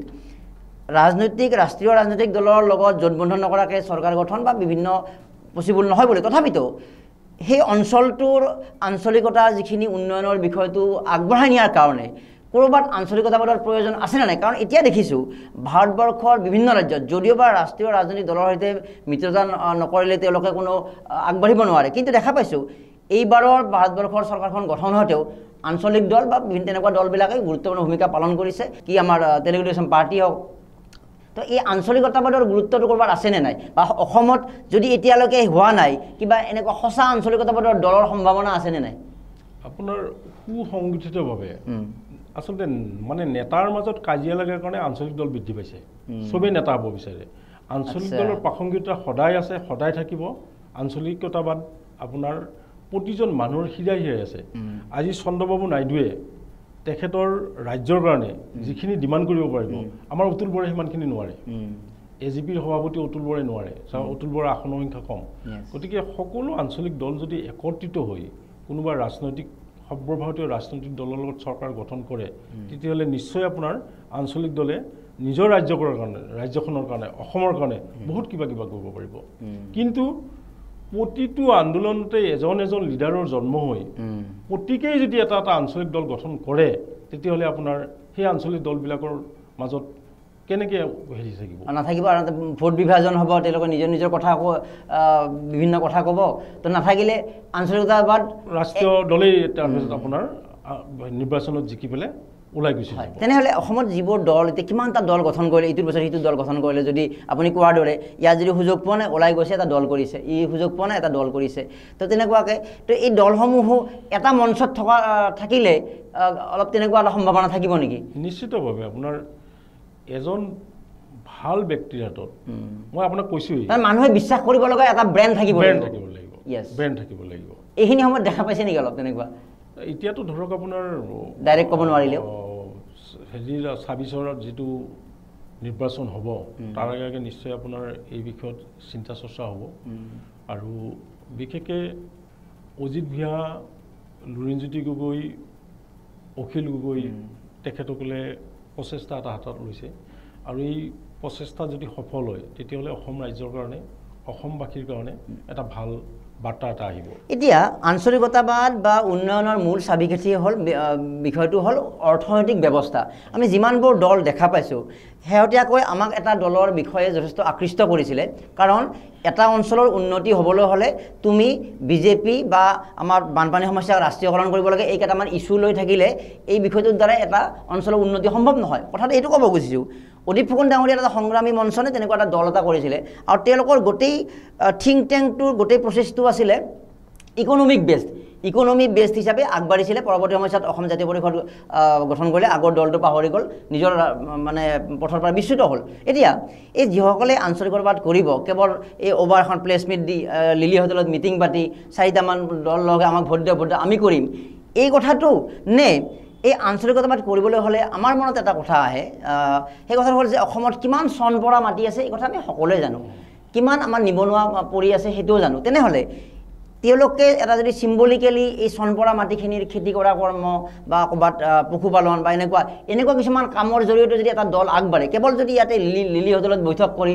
আমি এনেকৈ কৰিম আমাক আঞ্চলিকতা সুৰক্ষা কৰিম তেতিয়াতো ৰাইজে বিশ্বাস নকৰিব ইকনমিক যিহেতু গুৰুত্ব দিব লাগিব সেই ধৰণৰ চিন্তাৰে অকণমান আগবাঢ়িব পৰা হাতে কামে ধৰিব তেওঁলোকে তেনেকুৱাকৈ আপুনি বৰ সুন্দৰ কথা এটা কৈছে আজিৰ পৰা যদি আপুনি অন্তত 15 দিন অসমৰ বিভিন্ন গাঁওবিলাকত যায় আপুনি দেখা পাব যে খেতি কৰা আৰম্ভ হৈছে নে নাই খেতি কৰা আৰম্ভ হৈছে খেতি কোনে কৰিছে খিলঞ্জীয়া মানুহ য'ত আপোনাৰ খিলঞ্জীয়া মানুহ ভৰি আছে সেই খিলঞ্জীয়া মানুহৰ গাঁওবিলাকত এতিয়া মাটিবিলাক চন পৰি থাকে যদিহে তাতে আপোনাৰ মুছলমান মানুহে খেতি নকৰে মই বাংলাদেশী বুলি কোৱা নাই দেই মুছলমান মানুহে যদি খেতি নকৰে তেতিয়াহ'লে খিলঞ্জীয়া মানুহৰ হাল বোৱা মানুহ খেতি কৰা মানুহ নাই সেইবিলাক অঞ্চলত যদি সজাগতা এটা আনি নিদিয়ে যে আমি ৰাজনীতি কৰি থাকিলেই নহ'ব আন্দোলন কৰি থাকিলেই নহ'ব আমি নিজে হাতে কামে লাগিব আজি আপোনাৰ গোটেই গুৱাহাটীখন দেখিছে যে যিমান নিৰ্মাণ কাৰ্যৰ মানুহ আছে গোটেইবিলাক খিলঞ্জীয়া মুছলমান তেওঁলোককে ইলেকশ্যনৰ সন্মুখত গালি পৰা হয় আৰু তেওঁলোক নহ'লে একোৱে নচলে গতিকে গোটেই অসমৰ উন্নয়নৰ কাৰণে ডেকাবিলাকৰ যিবিলাক ডেকা আছে আমাৰ অসমৰ ডেকাবিলাকে কেৰালাত গৈ পেলাই আপোনাৰ ৰাজস্থানত গৈ পেলাই কাৰোবাৰ গাড়ী ড্ৰাইভাৰ হ'ব পাৰে কোনোবা ফাৰ্মত হাল বাব পাৰে ট্ৰেক্টৰ চলাব পাৰে কিন্তু অসমত থাকি তাহাঁতে আপোনাৰ অসমৰ মাটিত খেতি কৰিবৰ কাৰণে লাজ পায় খেতিয়ক বুলি পেলাই চিনাকি দিবৰ কাৰণে লাজ পায় গতিকে এই যিটো লাজ পায় নে কষ্ট কৰিব টান পায় মই লাজ পাই বুলিয়ে ভাবোঁ আপোনাৰ কাৰণ মই আমাৰ গাঁৱৰে বহুকেইজন ডেকা দেখা পাইছোঁ সিহঁতে কেৰালাত থাকে কি কৰা বুলি ক'লে একদম সঁচা কথাটো ক'লে সিহঁতে তাতে হাল বায় আৰু ইয়াত কাৰোবাৰ তাত হালোৱা হিচাপে থাকিবৰ কাৰণে বা আপোনাৰ খেতি কৰি খাবৰ কাৰণে তেখেতসকলে লাজ পায় টান নাপায় কাৰণ টান পালেতো আপোনাৰ কেৰালাত হাল নাপালে হয় তাৰমানে লাজ পায় ৰাইট গতিকে এইটো এটা অতি গুৰুত্বপূৰ্ণ বিষয় মই সেইটোৱে আমি এটা পৰামৰ্শ আমাৰ আলোচনাৰ পৰা যে আঞ্চলিকতাবাদ কেৱল বন্ধ কথাত এচি ৰুমত বহি 4-5জন নেতা বহি আমি কৰিম আৰু বিজেপিৰ কেইটামান এজেণ্ডাৰ মাজে মাজে সচলত থকা ডেজিগনেটেড প্ৰতিবাদস্থলীত বহি প্লে কাৰ্ড লৈ মিডিয়া মানি বাইট মাতি সেইটো কাৰবাৰত নহ'ব তেওঁলোকে যে সঁচা অৰ্থৰ হাতে কামে লাগি তেওঁলোকেতো 100 বিঘা বা অসমৰ চব মাটিত খেতি কৰিব নোৱাৰে যিখিনি মানুহক গোট খুৱাব পাৰে মানে পলিটিকেল যিটো প্ৰচেছটো তেনেকুৱা পদ্ধতিত যোৱাটো এটা ভাল হ'ব কথাটো বেলেগ একো কৰিব নালাগে আপোনাৰ অসমৰ মানুহে প্ৰথমতে যদি নিজৰ ঘৰৰ খেতিৰ বাহিৰে শাক পাচলিৰ বাহিৰে আমি বজাৰৰ পৰা শাক পাচলি কিনি নাখাওঁ বুলিও যদি আপোনাৰ এটা বছৰ এটা প্ৰতিজ্ঞাকাৰে বা এটা আপোনাৰ আঁচনি লয় তেতিয়াহ'লে আপোনাৰ মানুহ বহুখিনি স্বাৱলম্বী হ'ব আৰু এই প্ৰতিজ্ঞা লোৱাৰ ক্ষেত্ৰত এই যে আঞ্চলিকতাবাদৰ কথা কোৱাসকলে আগভাগ লৈ গাঁৱে ভূঞে সেই ধৰণৰ চাব লাগিব সেই ধৰণৰ মানে মই এইটো কথা কৈছোঁ পলিটিকেল যিটো পেটাৰ্ণটো চেঞ্জ কৰি যে ডেজিগনেটেড কেম্পত প্লে কাৰ্ড লৈ কেইটামানৰ হাজিৰা দি প্লে কাৰ্ড লৈ আন্দোলন কৰি প্ৰাইম টাইমত নিউজলৈতো সদায় নেতা হয় কিন্তু ভিতৰতো ফোপোলা হৈ থাকে যে জাতিটোৰ বিষয়টো ফোপোলা হৈ থাকে তোমাৰ যদি আঞ্চলিকতাবাদ কৰিছা আমি অজিত ভূঞা ডাঙৰীয়া হওক লুৰিণ যদিয়া হওক তেওঁলোকক আমি এইটো পৰামৰ্শ নিশ্চয় আমি ভাবিব পাৰোঁ যে তোমালোকে নিজে মাটিওলাকে 1 বিঘা মাটিত খেতি কৰি দেখুওৱা যে নিজে হাতে কামে 4-5 বিঘা খেতি আমি আমাৰ দলটো বা আমাৰ মৰ্চাৰ ফালৰ পৰা এইখিনি কৰি দেখুৱাইছোঁ এবাৰ যদি ক'ৰবাত হাজতে হওক বজালিতে হওক মংগলদৈত 4-5 বিঘা মাটিত যদি খেতি তেওঁলোকে নিজে আগভাগ লৈ ইভেন অজিত ভূঞা ডাঙৰীয়া হওক বা তেওঁলোকৰ কৰ্মীয়ে বোলে আমাৰ কৰ্মীসকলে লগ হৈ এইখিনি ক্ষতি কৰি দেখুওৱাৰ লগে তাৰ কাষত এটা ইম্পেক্ট পৰিব লাহে লাহে সেই ইম্পেক্টটো বেলেগত যাব আৰু তেওঁলোকৰ যদি মৰ্চা বা দলবিলাকৰ এটা সুবিধা থাকে কি তেওঁলোকৰ জিলা কমিটি থাকে আঞ্চলিক কমিটি থাকে মানে তেওঁলোকৰ যিটো থিংকিং প্ৰচেছটো সলনি কৰিব লাগিব নহ'লে তেওঁলোকে যদি অসম আন্দোলনৰ সেই প্ৰচেছতে থাকে যে আমি কেৱল নেতাগিৰিহে কৰিম লিলিহঁতৰ হোটেলত মিটিং পাতিম ইলেকশ্যন আহিব আমি প্ৰাৰ্থী দিম তেতিয়াহ'লে কিন্তু একো লাভ নাথাকিব তো এইটো এটা প্ৰাসংগিকভাৱে আমি আগবঢ়ালোঁ অসমৰ স্বাৰ্থত এতিয়া কিতাপখন যিহেতু আমি চেলেঞ্জত লিখা বুলি কোৱা নাছিল আৰু তেওঁলোকে কি ভাল পালে কি বেয়া পালে কি উত্তৰ পালে সেইটো ধৰ্তব্য নাছিলে তথাপিতো লেখক হিচাপে প্ৰথম অৱস্থাত তেনেকুৱা এটা ইনচাল্ট ফিল বা তেওঁলোকে এই ধৰণৰ এটা ইটিকিং তাৰপাছত আপোনাৰ এটা মনত জাগ্ৰত হ'ল সেই লেখকজনক আপুনি পুনৰ জন্ম দিলে আৰু জন্ম দিয়াৰ পিছত আপুনি কৰি লেখক হৈ গ'ল আৰু আপোনাৰ কিতাপখনত পৰমানন্দ ৰাজবংশীৰ দৰে ব্যক্তিয়ে ইমান সুন্দৰ আকৰ্ষণীয় উচ্চ পৰ্যায়ৰ পাতনি লিখিছে এইখিনিয়ে গম পায় কিতাপখনৰ যিটো উচ্চ মান লেখক হিচাপে আপুনি কিমান দূৰ সন্তুষ্ট হ'ল পাঠকৰ কেনেকুৱা আপুনি এতিয়া ধৰক টেলিফোনৰ যুগ বা বিভিন্ন যে কিতাপখন পঢ়ি ভাল লাগিল আপোনাৰ লেখাটো ভাল লাগিছে আৰু লেখক হিচাপে সেই পাঠটো কেনেকুৱা হ'ল এই কিতাপখনৰ পিছত মই খুবেই সুখী যে মোৰ গ্ৰন্থখন ৰাইজে আদৰি লৈছে আৰু ইয়াতে লিখিছে আপোনাৰ ডক্টৰ কুলেন দাসে লিখিছে কুলেন দাস কোন হয় কটন বিশ্ববিদ্যালয়ৰ তেখেত আপোনাৰ প্ৰফেচাৰ হয় তেখেতে লিখিছে যে এই কিতাপখন নপঢ়াকৈ অসম আন্দোলনৰ ওপৰত গৱেষণা কোনোবাই কৰিব নোৱাৰে গতিকে গৱেষণা যদি কোনোবাই কৰিব বিচাৰে তেতিয়া এই কিতাপখন পঢ়িব লাগিব কাৰণ অসম আন্দোলনৰ জন্ম হৈছিল কলাইগাঁৱত মোৰ বন্ধু ভাৰ্গৱ দাসৰ পিতৃ প্ৰয়াত মুক্তিযোদ্ধাৰো পানীৰাম দাসে অসম আন্দোলনৰ জন্ম দিছিল অসম আন্দোলনৰ পিতামহ পানীৰাম দাস মোৰ একদম ওচৰত আছে মানে সদৌ অসম ছাত্ৰ সন্থাই আন্দোলন আৰম্ভ কৰাৰ আগতেই 1975 চনতেই পানীৰাম দাসে বৰঙাবাৰীত কনকলতা শ্বহীদ কনকলতা যিখন গাঁও বৰঙাবাৰীত আপোনাৰ সদৌ অসম মুক্তিযুঁজাৰু সন্মিলনীৰ প্ৰস্তাৱ এটা গ্ৰহণ কৰিছিলে যে অসমখনত বাহিৰা মানুহ আহি বহিৰাগত আহি ভৰি পৰিছে গতিকে এই মানুহখিনি খেদিবৰ কাৰণে চৰকাৰক বাধ্য কৰিব। আচ্ছা, এইখিনিতে আৰু এটা আমি তথ্য সংযোগ কৰোঁ, এইটো তেওঁলোকৰ নিজৰ অনুভৱ আছিল যে ড্ৰেছ পাতি দেখি বা এইটো দেখি নে সেইখিনি সময়তে মংগলদৈত মোৰ যিখিনি তথ্য ডক্টৰ দয়ানন্দ পাঠক পৰৱৰ্তী সময়ত তেওঁ প্ৰাগজ্যোতিষ মহাবিদ্যালয়ৰ অধ্যক্ষ হিচাপে অৱসৰ গ্ৰহণ কৰিলে, বিশিষ্ট লেখক দয়ানন্দ পাঠক ছাৰে যিখিনি মোক বাৰ্তা দিছিল সেই সময়ত তেওঁ তাত মেজিষ্ট্ৰেট আছিলে আৰু সেই সময়ত মংগলদৈ লোকসভা নিৰ্বাচনৰ পৰা যি ভোটাৰ তালিকা প্ৰকাশ কৰিছিলে সেই ভোটাৰ তালিকাত বহু এনেধৰণৰ মানুহৰ নাম প্ৰৱেশ কৰিছিলে। পানীৰাম দাসে এই তালিকা প্ৰকাশৰ পিছৰ কথা আছিলে নে পূৰ্বতে তেওঁ এটা এজামশ্যন কৰি লৈছিলে? পূৰ্বতেই তেখেতে অনুমান কৰি লৈছিলে। আমাৰ তাতে নথকা বেলেগ ধৰণৰ মানুহ আহিছে, মানে বেলেগ ধৰণৰ মানুহ আছে। কলাইগাঁৱৰ আশে পাশে মংগলদৈৰ আশে পাশে তেওঁ বিভিন্ন ধৰণৰ মানুহৰ ঘৰ দুৱাৰ দেখি অনুভৱ কৰিছিলে যে এইবিলাক মানুহ আমাৰ ইয়াৰ নহয়, বাহিৰৰ পৰা আহিছে। মংগলদৈ লোকসভা সমষ্টিৰ MP হীৰালাল পাটোৱাৰীৰ যেতিয়া মৃত্যু হ'ল, হীৰালাল উপনিৰ্বাচন সেই উপনিৰ্বাচনত যেতিয়া আপোনাৰ ভোটাৰ তালিকা ওলাল, এই ভোটাৰ তালিকাৰ ভিত্তিত অসম আন্দোলনৰ জন্ম হৈছিলে আৰু ইয়াত সজোৰে চিঞৰিছিলে পানীৰাম দাস আৰু সদৌ অসম ছাত্ৰ সন্থাৰ তেতিয়া দৰং জিলাৰ পৰা কাৰ্যনিৰ্বাহ কৰা জয়নাথ শৰ্মাই। জয়নাথ শৰ্মা আৰু পানীৰাম দাসৰ মানে চিঞৰত অসম আন্দোলনৰ জন্ম হৈছিল। জয়নাথ শৰ্মা তেওঁলোকে আছিল। আচ্ছা, আৰু এটা কথা, যিহেতু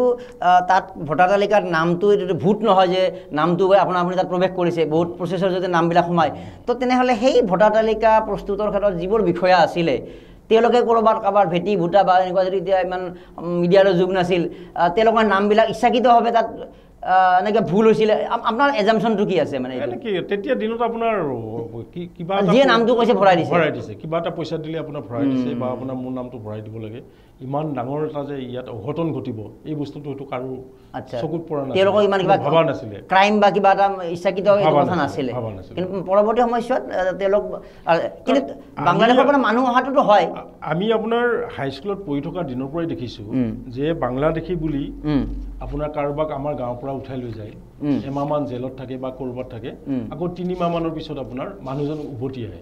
অনা নিয়া অহা যোৱা আমি তেতিয়াতে দেখা পাইছোঁ। আমাৰ গাঁওখনতে আপোনাৰ 2জন মানুহক মাজে মাজে উঠাই নিয়ে যে ইহঁত বাংলাদেশী, ইহঁত বাংলাদেশী, আৰু ইহঁতক খেদিব, ইহঁতৰ নিচিনা মানুহ গোটেই খেদিব। গতিকে এই বস্তুখিনি দেখা শুনাৰ পিছত আমাৰ দৰে মানুহ আপোনাৰ স্থায়ীভাৱে যাতে এই মানুহবিলাক থাকিব নোৱাৰে তাৰ কাৰণে অসম আন্দোলন জঁপিয়াই পৰিছিলে। আচ্ছা, যদিও বা আন্দোলনটো ভুৱা বা ৰিজাল্টটো চাই ভুৱা বুলি ক'ব লগা হ'ল, সেই তথাপিতো সেইটো এটা সেইখিনি সময়ত প্ৰয়োজনটো আছিলে বস্তুটো, তাৰ কনচিকুৱেঞ্চটো ৰিজাল্টটো এওঁলোকে চুক্তি কৰি কিবা কৰি বেলেগ কৰি পেলালে, কিন্তু ভাল অৰ্থত যোৱাহেঁতেন যদি আৰু দীঘলীয়া হওক। নিশ্চয় নিশ্চয় নিশ্চয় নিশ্চয় আপুনি চাওক, 15 আগষ্টত চুক্তি হৈছে, 14 আগষ্টত অসমৰ পৰা সদৌ অসম ছাত্ৰ সন্থা গণ পৰিষদৰ যিমানখিনি মেম্বাৰ আছিলে, সদস্য আছিলে, তেখেতসকলক দিল্লীলৈকে নিছে। দিল্লী পোৱাৰ পিছত 14 আগষ্টৰ ৰাতি কোনখিনি সময়ত তেখেতসকলে মিটিং পাতিলে, কোনখিনি সময়ত আলোচনা কৰিলে, কোনখিনি সময়ত আলোচনা কৰি এই সিদ্ধান্ত গ্ৰহণ কৰিলে, এই বস্তুটো এটা চুক্তিখন আগতে হৈ আছে। এইখিনিতে এটা যোগ দিওঁ, আমি জানে পাটাচাকুচি সমষ্টিৰ বিধায়ক প্ৰবীণ ডেকা, আৰু প্ৰবীণ ডেকাৰ লগত মোৰ এটা ভাল সম্পৰ্ক হয়। তেওঁ অফ কেমেৰা কোৱা কথাখিনি যে অন কেমেৰা কৈ দিছোঁ, তেওঁ সেইখিনি সময়ত তাত প্ৰবীণ ডেকাও তাত উপস্থিত আছিলে। আৰু প্ৰবীণ ডেকাই আপুনি কোৱা কথাটো কৈছে যে তেওঁলোকে মাজে মাজে আমাক সেই ড্ৰাফ্টখনৰ মাজে মাজে কিবা জেৰক্স কৰি আনি সেই পেজটোৰ আধামান কিবা দেখাই যায়, আকৌ যায়, এনেকৈ যেতিয়া 2-3টা 4টামান বাজিল ৰাতি সময়তো আপুনি কোৱাৰ দৰে, তো এই লগত যিসকল গ'ল তেওঁলোকৰ সমৰ্থন থকা বুলি এইখন প্ৰকাশ বা কৰিলে, একচেপ্ট কৰিলে যে এওঁলোকৰ সমৰ্থন আছে, কিবা আছে। কিন্তু প্ৰবীণ ডেকাই আপুনি কোৱাৰ দৰে মানে এই যে আধা ঘণ্টাৰ মূৰে মূৰে কোনোবা এজন আহে, চাপৰাচি বা কোনোবা এজন আহি এওঁলোকক সেই কপি চুক্তিখনৰ এটামান জেৰক্স কপি আধামান দি দিয়ে অস্পষ্ট কৰি। তাৰমানে প্ৰবীণ ডেকাৰ কথা, আপোনাৰ কথা, এই কথাখিনি এইটোৱে যে সেই সময়ত চৰকাৰৰ লগত এই নেতাসকলে যে তোমালোকক আমি চৰকাৰ গঠন কৰা বা অমুক কৰা, তোমালোকক আমি এটা সুযোগ দি দিম, আন্দোলন তোমালোকে বন্ধ কৰা, এই ধৰণৰ এটা মানে তেনেকুৱা কাৰবাৰলৈকে তেওঁলোকে লৈ গৈছিল। মই লিখিছোঁ আপোনাৰ ৰাজীৱ গান্ধীয়ে আমাৰ নেতাসকলৰ মনটো বুজি পাইছিলে যে এওঁলোকে আচলতে একো বিচৰা নাই, এওঁলোকে কেৱল বিচাৰিছে অসমৰ শাসনভাৰ। যদি মুখ্যমন্ত্ৰী হ'ব পৰাকৈ, অসমৰ মন্ত্ৰী হ'ব পৰাকৈ এখেতসকলক যদি মই সন্তুষ্ট কৰিব পাৰোঁ তেতিয়াহ'লে আন্দোলন শেষ হ'ব। কাৰণ সেই সময়ত অন্ততঃ ইন্দিৰা গান্ধীৰ মৃত্যুৰ পিছত ৰাজীৱ গান্ধীয়ে বা ৰাজীৱ গান্ধীৰ পৰিয়ালে বিচৰা নাছিল যে উগ্ৰপন্থী সমস্যাটো বা আন্দোলনবিলাকে আৰু উপমুখনি দিয়ক আৰু ওপৰলৈকে যাওক ইমান কণ্ট্ৰল কৰিব তেওঁলোকৰ মানে সেই কেপাচিটিটো কেপাচিটি নাছিলে আৰু তৰুণ গগৈয়ে হয়তো হিতেশ্বৰ শইকীয়া তেতিয়া দিনত হিতেশ্বৰ শইকীয়াই ভালকৈ বুজি পাইছিলে যে এই ফৰ্মুলাত গ'লে অসম আন্দোলন শেষ হ'ব মোকেই আপোনালোকে ভাঙি দিয়ক কিন্তু অসমৰ স্বাৰ্থত অসমৰ মানুহৰ মানে স্বাৰ্থত আন্দোলনটো শেষ কৰক গতিকে একে ৰাতিয়ে চুক্তি হ'ল আমি আপোনাৰ গমেই নাপালোঁ কি চুক্তি হ'ল চুক্তিখন কোনো পঢ়িয়ে চোৱা নাই কিন্তু তেখেতসকলক আদৰণি জনাবৰ কাৰণে আমি জিলাই জিলাই আপোনাৰ সভা সমিতি পতাত ব্যস্ত হৈ গ'লোঁ ডাঙৰ ডাঙৰ সভা মানুহে ভাবিলে যে কিবা এটা বেলেগ হ'ল সাংঘাতিক পালে অসম সোণৰে হৈ গ'ল আপোনাৰ ভগৱান হিচাপে মানি ল'লোঁ আপোনাৰ অসম সোণৰ হৈ গ'ল আমাৰ আৰু কোনো সমস্যা নহ'ব আমি লিডাৰবিলাকে চাকৰি পাম আমাৰ লগত থকাবিলাকে আপোনাৰ ঠিকা পাব গতিকে চবৰে এটা নিজৰ চিন্তা চৰ্চাত আপোনাৰ অসম গণ পৰিষদ চৰকাৰ গঠন হৈছে হয় যদিও বা আজিৰ কিতাপখনৰ কথাটো অসম আন্দোলনৰ বিষয় আছে কাৰণে আমি আলোচনা কৰিছোঁ তেনেহ'লে হিমন্ত বিশ্ব শৰ্মা ডাঙৰীয়াৰ এটা কথা যথেষ্ট বিতৰ্ক হয় বা যথেষ্ট মানুহে কয় যেতিয়া তেওঁ কয় যে অসম চুক্তিটো বাইবেল নহয় মানে কথাটো তেনেহ'লে ইমানো পেলাই দিব পৰা কথা নহয় হিমন্ত বিশ্ব একেবাৰে নহয় ইয়েছ কাৰণ অসম চুক্তিখন তোমালোকে এনেকুৱা বুজাবুজি কৰি এটা মানে ভুৱা এটা কৰি থলা তেনে সেইখনৰ আধাৰত কা বা অমুক ইমানলৈকে আহিব নোৱাৰিব ৭১টো এটা ধৰি লিখি থলা তাতে তুমি এতিয়া মানে ১৪লৈকে অহাসকলক আমি একচেপ্ট নকৰোঁ ১৯৭১ চনটো আপোনাৰ তাৰ আগতে যে ১৯৫১ চন কথাটো কোনো মানে ভাবিবই সময় নাপায় আৰু যিজনে ভাবিছিলে নিবাৰণ বৰা মই নিবাৰণ বৰাৰ কথা লিখিছোঁ মই নিবাৰণ বৰা লগ পাইছোঁ আপোনাৰ নিবাৰণ বৰাৰ লগত মই আপোনাৰ এখন সভাত তেখেতক লৈ গৈ এটা ৰাতি তেখেতক আমি ৰাখিছিলোঁ যে নিবাৰণ বৰাৰ নিচিনা মানুহক যদি আপোনাৰ এই চুক্তিৰ সময়ত থাকিলেহেঁতেন তেতিয়াহ'লে হয়তো এই চুক্তি নহ'লে হয় বা অসম আন্দোলনৰ সমাপ্তি নঘটিলে হয় কিন্তু আগতে নিবাৰণ বৰাক উলিয়াই দিছে আপোনাৰ গণ পৰিষদৰ পৰা নিবাৰণ বৰাক উলিয়াই দিছে চব এইবিলাক মানে প্ৰচেছ এটা কৰি পেলাই গতিকে মই এইকাৰণে কৈছোঁ যে অসম আন্দোলন এটা ভুৱা আন্দোলন আমাৰ নিচিনা কিছুমান বুৰ্বকক তাতে আপোনাৰ জইন কৰালে আমি একো ভাবি নাচালোঁ আমি লাগি থাকিলোঁ আৰু শেষত কি হ'ব চুক্তি হ'লে কি হ'ব এই বস্তুটো আমাৰ মনলৈ লাগে আচ্ছা পানীৰাম দাসে আৰম্ভ কৰা প্ৰচেছটো প্ৰফুল্ল মহন্ত তেওঁলোকে হাইজেক কোনটো পৰ্যায়ত কৰিলে তাৰমানে এইটো আপোনাৰ যেতিয়া জয়নাথ শৰ্মাই কাৰ্যনিৰ্বাহকৰ সভাত উত্থাপন কৰিলে যিমান দূৰ সম্ভৱ শিৱসাগৰৰ সভা এখনত জয়নাথ শৰ্মাই এই হেৰিটো উত্থাপন কৰিছিলে ছাত্ৰ সন্থাৰ কাৰ্যনিৰ্বাহকৰ তাৰ আগতে ১৯৭৫ চনৰ পিছত এবাৰ যদিও আন্দোলনটোৰ উকমুকনি দিছিল কিন্তু পুলিচৰ অত্যাচাৰত আন্দোলনটোৱে আপোনাৰ কোনো ধৰণৰ হেৰি ল'ব পৰা নাছিলে তাৰপিছত জয়নাথ শৰ্মাৰ মানে হেৰিত আপোনাৰ এটা প্ৰস্তাৱ এটা হৈছিলে আৰু তেতিয়াই অসম আন্দোলনে গতি লৈছিলে আচ্ছা তাৰমানে তেওঁলোকে ভাবিলে আমি এটা ভাল এটা চ'ৰ্চ এটা পাইছোঁ এইটোক লৈ আমি এখন আমাৰ একথা খাব পাৰিম আৰু এনেকুৱা তাৰ কথাটো সেনেকুৱা লাগিব এতিয়া যিটো ৰিজাল্টটো এনেকুৱা হৈ গ'ল আচ্ছা আমি এতিয়া সামৰণিলৈ আহিম কিতাপখনৰ কথা ভালেখিনি আমি আলোচনা কৰিলোঁ আৰু এইখিনিতে আমেৰিকা নিবাসী অসমৰে তেওঁ মংগলদৈৰ ব্যক্তি তেওঁ হিৰণ্যনাথৰ কথাখিনি অকণমান পঢ়ি দিওঁ তেওঁ Sam Houston State University USA America যুক্তৰাষ্ট্ৰৰ তেওঁ ইকনমিক্সৰ অধ্যাপক মই লগ পাইছোঁ অতি সুন্দৰ ব্যক্তিত্বৰ মানুহ ইয়াত আহিলে হাফ পেণ্ট পিন্ধি ঘূৰি থাকে আৰু তেখেতে লিখিছে কিতাপখন পঢ়ি উঠি হীৰেন চহৰীয়াদেৱৰ শিল বেপাৰীৰ আত্মকথা পঢ়ি টাইম মেচিনত উঠি যেনিবা শৈশৱ কৈশোৰৰ সেই আলোড়িত দিনবোৰলৈহে উলটি গ'লোঁ মনৰ দাপনত জলছবিৰ দৰে ভাহি উঠিল শতিকাৰ ৭০-৮০ দশকত অসমৰ জাতি ভাষা সংস্কৃতি ৰক্ষা কৰিবলৈ ৰাজপথলৈ ওলাই অহা অগণন আবাল বৃদ্ধ বনিতাৰ সেই লানি নিচিকা সমদলৰ দৃশ্য মফচলীয় এলেকাবোৰত সেই অভূতপূৰ্ব সংগ্ৰামৰ সংগঠন আৰু ৰাইজৰ সঁহাৰি নিজৰ জীৱনক তুচ্ছ জ্ঞান কৰি এচামে সেই কথাখিনিয়ে লিখিছে আৰু ত্যাগ আৰু ৰাজনৈতিক ক্ষমতা হস্তগত কৰাৰ পাছত হোৱা স্বপ্নভংগৰ এখন নিৰ্ভেজাল ছবি অংকিত হৈছে গতিকে কিতাপখনত সেই আৰম্ভণিৰ পৰা শেষলৈকে গোটেই কনচিকুৱেঞ্চটো আগবঢ়োৱা হৈছে এতিয়া এই কিতাপখন লিখাৰ পৰৱৰ্তী সময়ছোৱাত আপোনাৰ এটা লেখক বুলি টেগ যিটো কোৱা হয় কাৰণ আপুনি ইয়াৰ পূৰ্বেও ইয়াত আপোনাৰ পিছফালেও লিখা মতে যে ছাত্ৰ অৱস্থাৰে পৰা হীৰেন চহৰীয়াই সাহিত্যৰ নিৰলস সাধনা কৰি আহিছে তেখেতে চেগা চেৰকাকৈ সংবাদ জগতখনতো সাংবাদিকতাৰো আছিল আপুনি খোজ দিছিল যদিও ব্যৱসায়িক ব্যস্ততাৰ কাৰণে সাহিত্য চৰ্চা আৰু সাংবাদিকতা স্থবিৰ হৈ পৰিছিল অৰ্থাৎ সেই এটা গুণ এটা আপোনাৰ আছিলে আৰু এতিয়াও আপোনাৰ যেতিয়া বাক্যবিলাক পাওঁ এতিয়াতো লিখি যথেষ্ট পৰিপক্ক হৈ গ'ল ছ'চিয়েল মিডিয়াত যেতিয়া আপুনি কিবা এটা বিষয় সৰু বিষয় এটা লিখে তাত ব্যংগাত্মক থাকে আৰু আপোনাৰ যিটো বাক্য শৈলীখিনি অতি আকৰ্ষণীয় এই বিষয়টো এতিয়া এইখন লিখাৰ পিছত সেই লেখকৰ দায়বদ্ধতাটো লেখক হীৰেন চহৰীয়াৰ পৰৱৰ্তী অধ্যায়টো কিমান আগবাঢ়িছে খুব কম দিনতে মই আৰু এখন কিতাপ আপোনাৰ লিখি উলিয়াম, লিখি আছোঁ। প্ৰথম শ্ৰোতা হিচাপে, পাঠক হিচাপে মৰম কুমাৰকৈ চাব দিম বুলি ভাবিছোঁ। অতি সুখী হ'ম, হয়, নিশ্চিতভাৱে। খুব কম দিনৰ ভিতৰতে মই এখন কিতাপৰ জন্ম দিম, নিশ্চিতভাৱে। আৰু আমি দুটা বাৰ্তাৰে আমি সামৰিব লাগিব। এয়া হ'ল শিল বেপাৰী আত্মকথা। আমি হীৰেণ চহৰীয়া মানুহজনৰ আৰু বহু কথা আছে, কিন্তু আমি লেখকজনক আমি এটা আগবঢ়াই দিয়াৰ কাৰণে আৰু লগে লগে তেওঁৰ লগত যিহেতু অসম আন্দোলনৰ এটা প্ৰত্যক্ষদৰ্শীয়ে নহয়, প্ৰত্যক্ষ অংশগ্ৰহণ কৰিব, তেওঁৰ মুখৰ কথাখিনি যে সঁচা হ'ব, একদম বুলি যিটো কোৱা হয়, সেইকাৰণে আমি কিছু কথা আলোচনা কৰিলোঁ। এতিয়া দুটা কথা, এটা হ'ল আমি উত্তৰ পূবৰ ভিতৰতে অন্যতম এক অনুষ্ঠানত পৰিণত হোৱা আপোনালোকৰ সেই সততাৰ কাৰণে লালমাটি যি দক্ষিণ বৰহজাই মৈদাম দুৰ্গা মন্দিৰৰ দায়িত্ব বহন কৰি আছে। তো এই মন্দিৰৰ আমি বিভিন্ন গুণ দেখা পাইছোঁ। তাৰপিছত আপোনালোকৰ যিটো হিচাপ নিকাচৰ ক্ষেত্ৰত বিভিন্ন কাম কাজ, এতিয়া কি পৰ্যায়ত কাম কাজ চলি আছে আপোনালোকৰ? আমাৰ যোৱা বছৰ জুলাইত এবছৰ হ'ব এতিয়া, আমাৰ দক্ষিণ বৰহজাই মৈদাম দুৰ্গা মন্দিৰ পৰিচালনা সমিতিখন দক্ষিণ বৰহজাই দুৰ্গা মন্দিৰ ন্যাস কৰা হৈছে। আৰু ন্যাসৰ উদ্যোগত বিভিন্ন ধৰণৰ আমি উন্নয়নমূলক সমাজৰ হিতৰ হকে কাম কৰি আছোঁ, মানৱদৰদী কাম কৰি আছোঁ। আমাৰ এটাই বাৰ্তা আমি ৰাইজক দিব বিচাৰিছোঁ যে মন্দিৰ এটাত দেৱ দেৱীৰ পূজা পাতল হওক, লগে লগে মানুহৰ পূজা পাতল হওক। কাৰণ এটা মন্দিৰত আপোনাৰ পূজা বুলি, বিহু বুলি আমি যিবিলাক পইচা সংগ্ৰহ কৰোঁ, এই পইচাবিলাকৰ হিচাপ আমি পাইকৈ দি দিওঁ। আৰু লগতে আমাৰ বিভিন্ন ধৰণৰ মানুহ আছে যিবিলাকে প্ৰত্যেকে নিজৰ নিজৰ দায়িত্ব বুজি লয়। তাত সম্পাদকে বজাৰ কৰিব লাগিব, সম্পাদকে খৰচ কৰিব লাগিব, এইটো কথা নাই। মই আজি গৌৰৱেৰে ক'ব পাৰোঁ যে সম্পাদক হিচাপে মই আপোনাক কৈছোঁ যে ৰাইজে বিচাৰিছে কাৰণে, ৰাইজে মৰম দিছে কাৰণে 2007 চনৰ পৰা মই এতিয়াও সম্পাদকৰ দায়িত্বত আছোঁ। মই কোনোদিন এটা আলপিন কিনিবৰ কাৰণে নাযাওঁ। মই সেই আলপিন কিনাৰ দায়িত্বটো বেলেগক দিওঁ। আৰু আপুনি